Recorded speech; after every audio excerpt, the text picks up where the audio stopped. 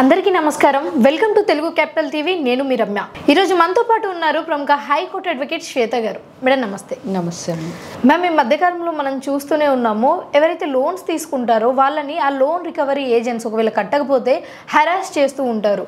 Phone tapping కానీ, లేకపోతే private photos videos పంపించడం కానీ.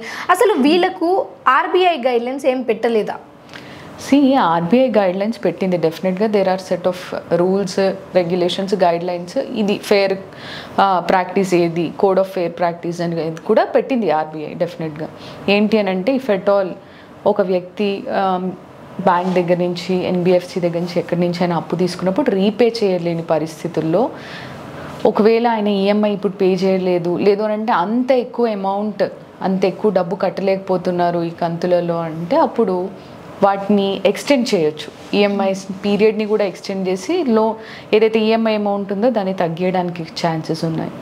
ఇంకోటి ఏంటి అని అంటే, మొరటోరియం అనేది వాళ్ళకి ఇవ్వచ్చు కొన్ని రోజులు ఈఎంఐ పే చేయకుండా. థర్డ్ ఏంటి అని అంటే, వాళ్ళని యూజువల్లీ ఒకవేళ సెక్యూర్డ్ లోన్స్ అనుకోండి, అంటే మన ఇల్లు ఏవైనా ప్రాపర్టీస్ తనఖా పెట్టిన సందర్భాల్లో యూజువల్లీ బ్యాంక్స్ ఏం చేస్తాయంటే, డెట్ రికవరీ ట్రిబ్యునల్ అని, అది కూడా ఒక కోర్టు, సర్ఫేసీ యాక్ట్ కింద అక్కడికి వెళ్ళిపోతాయి. అన్సెక్యూర్డ్ లోన్స్, ఎన్బిఎఫ్సిస్ దగ్గర నుంచి తీసుకున్నవి, క్రెడిట్ కార్డ్ లోన్స్, ఇవి యాప్ లోన్స్, ఇవన్నీ ఉంటాయి చూడండి. అట్లాంటి సందర్భాల్లో ఎప్పుడైతే ఈ ఈఎంఐస్ రీపే చేయలేకపోతారో, బ్యాంక్స్ ఏం చేస్తారంటే థర్డ్ పార్టీ రికవరీ ఏజెంట్స్ని హైర్ చేసుకుంటారు. ఈ రికవరీ ఏజెంట్స్ వీళ్ళ ప్రాక్టీస్ ఎలా ఉండాలి అని అంటే, మార్నింగ్ 7 to ఈవినింగ్ 7 లోపు ఎప్పుడైనా కాల్ చేయొచ్చు. వీళ్ళకి కాల్ చేసి బెదిరించడము, భయపెట్టడము, వాళ్ళని భయాందోళనకు గురి చేయడము, ఇంకో 10 నిమిషాలలో వచ్చేస్తున్నాం, మీ ఇంటి దగ్గర అంతా రచ్చరచ్చ చేసేస్తాం, ఇలాంటివన్నీ ఆర్బీఐ గైడ్లైన్స్ ప్రకారము వ్యతిరేకము. ఇవన్నీ చేయమని చెప్పలేదు. అండ్ ఇఫ్ ఎట్ ఆల్ మీరు ఒకవేళ ఆ వ్యక్తిని మీట్ అవ్వాలి అని అనుకుంటే, వాళ్ళకి క్లియర్గా చెప్పి, ఇంటిమేట్ చేసి, లెటర్ తీసుకొని వెళ్ళి మాట్లాడాలి. అంతేగాని పక్కింటి వాళ్ళకి చెప్తాము, మీ సొసైటీలో మీ పరువు తీస్తాము, ఓకే, మీ గ్రామంలో మీది బ్యాంక్లో ఫోటో పెట్టేస్తాము డిఫాల్ట్ అయ్యాడు అని, ఇట్లాంటివన్నీ కరెక్ట్ ప్రాక్టీసెస్ కాదు. అండ్ ఇంకోటి ఏంటి అంటే, ఈ లోన్ రికవరీ ఏజెంట్స్ ఎవరైతే ఉంటారో మోస్ట్ ఆఫ్ ది టైమ్స్ చాలా గూండాయిజం లాగా బిహేవ్ చేస్తూ ఉంటారు.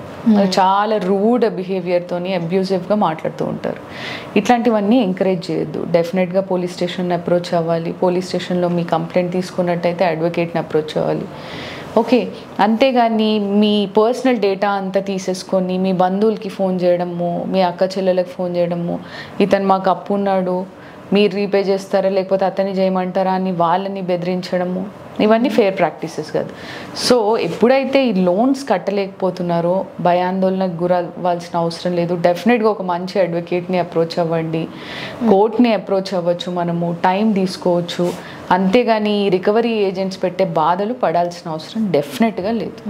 మ్యామ్, ఈ బ్యాంక్ లోన్స్ అనేవి పక్కకు పెడితే, ఈ ఫోన్లో కొన్ని యాప్స్ ఉంటాయి, స్లైస్ అని, ఇలా దీంట్లో లోన్ తీసుకున్నా సరే అంతకంటే ఇంకా డబుల్ టార్చర్ చేస్తూ ఉంటారు డైరెక్ట్గానే. మరి అది ఇది ఒకటే గైడ్లైన్స్ ఉంటుందమ్మా?